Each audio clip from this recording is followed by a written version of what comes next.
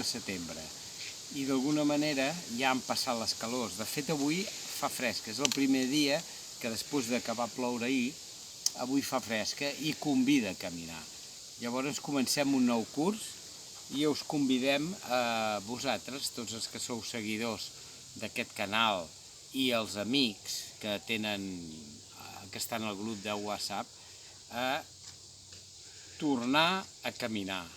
I més perquè les restriccions del Covid estan a mínims i crec que és bastant segur, com de fet caminar ho ha sigut sempre, però ara més que altres vegades si cal, i es pot tornar a fer una miqueta de salut i gaudir dels espais naturals que tenim per aquí a prop.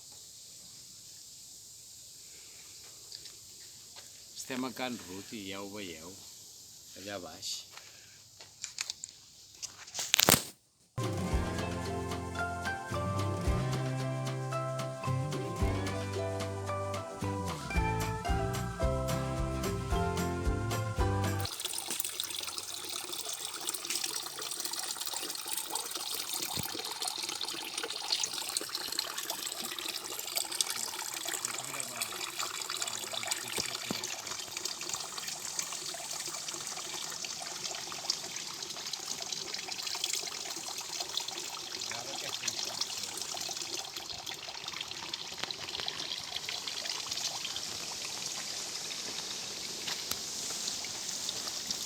Jo m'hi fixo molt amb això, amb aquest tipus d'inscripció. Diu Font de l'Amigó, font natural sense garantia sanitària. Correcte. Les fonts són naturals i si no hi ha ningú que les analitzi, doncs ningú garanteix que no estigui contaminada. I tu has de valorar si més amunt que hi ha. Si ho coneixes, saps que per aquí ni pasten animals, ni hi ha cap granja que puguin deixar anar purins i vagin als aqüífers, i per tant, per mi, aquesta aigua, no perquè la begui molta gent, sinó em mereix confiança perquè penso que més amunt no hi ha res que la pugui contaminar. Ara, un altre lloc desconegut, que hi ha granges, potser no em veuria, tot i que la trobés bona i tal, perquè el gust igual no es veu afectat, però pot ser que hi hagin bacteris o pot ser que hi hagin productes químics que es fan servir a les explotacions agropecuàries. Que bé parlo.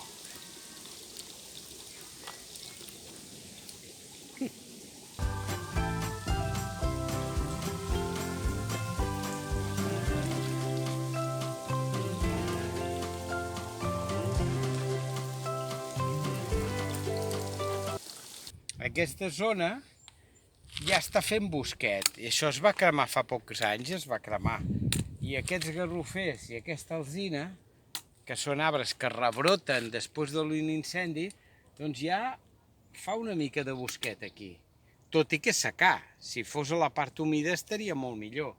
I ara, amb aquestes pluges que comencen a haver-hi, que comença tímidament aquí a haver-hi, canviarà el panorama i passarà a ser una miqueta més verd durant un temps. Després ja vindrà l'hivern i ja perdran les fulles.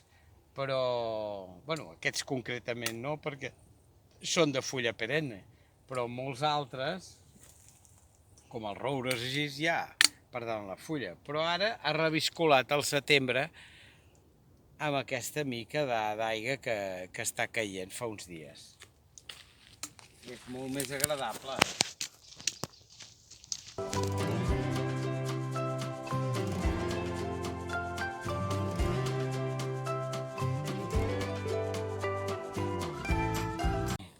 Trobem coses que és de la història de Badalona.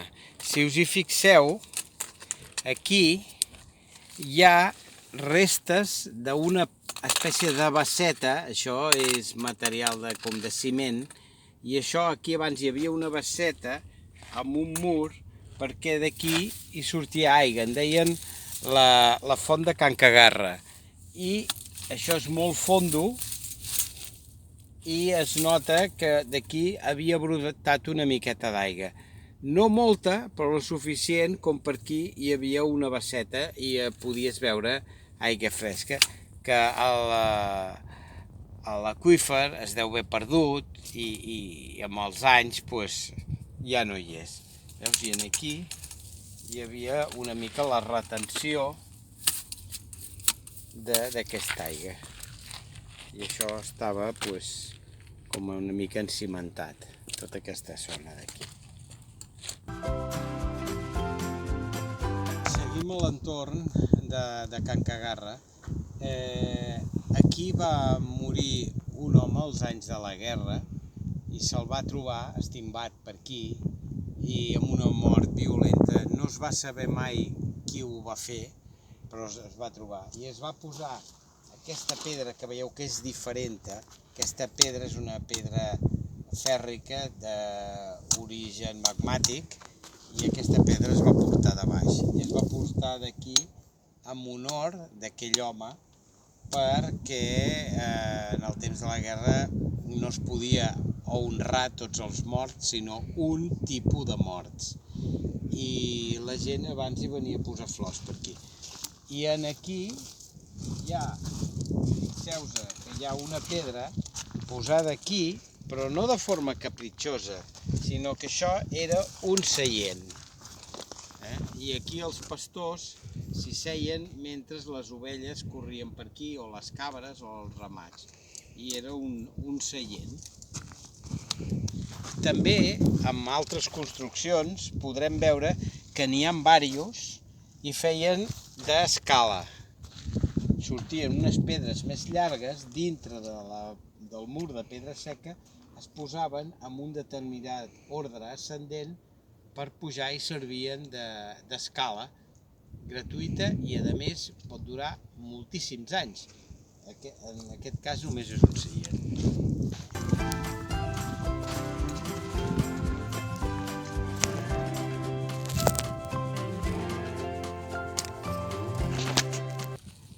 Aquí, això és una de les coves que s'amagaven al temps de la guerra, desertors, i s'amagaven per aquí. N'hi ha moltes per aquesta zona i estaven tapades, ara està destapat, perquè tenien la característica de que al ser el material sauló, molt fàcil d'esculpir, veieu?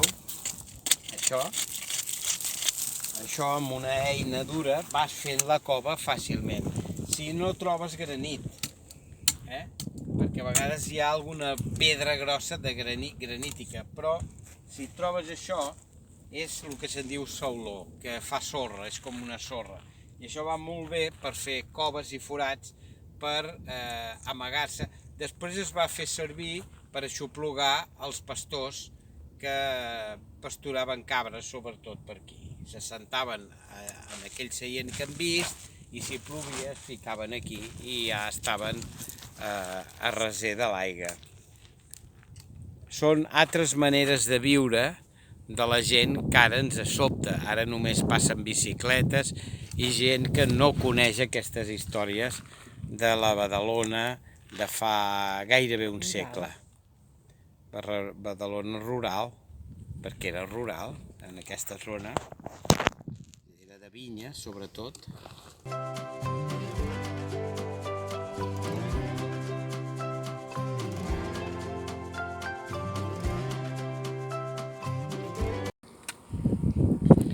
Aquí baix està Can Ruti, la Fundació Josep Carreras, centres d'investigació sanitària i tal, i llavors nosaltres hem anat per allà al mig, hem donat la volta a aquesta muntanya, que no és aquesta, sinó per l'altra banda, que hi ha el barranc de la Font de l'Amigó, fins a aquell indret que es veu allà baix, un grup de pins, més o menys, a sota.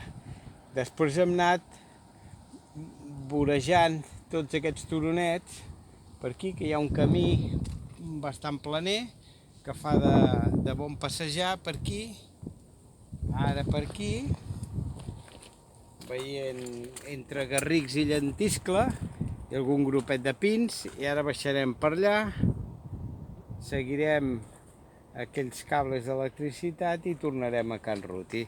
I això serà una horeta i mitja que haurem estat caminant per tornar a agafar una mica l'estat de forma i tornar a buscar empreses més importants.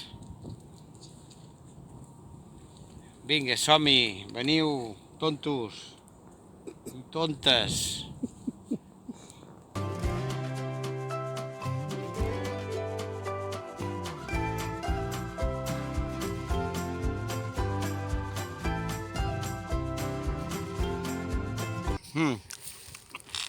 Rosa Mari, ara vinc. No, estic menjant lledó, que és una fruita que durant la guerra es menjava, que ha caigut en desús perquè tot és pinyol, però bona gana tinguessis. Mira. Adéu.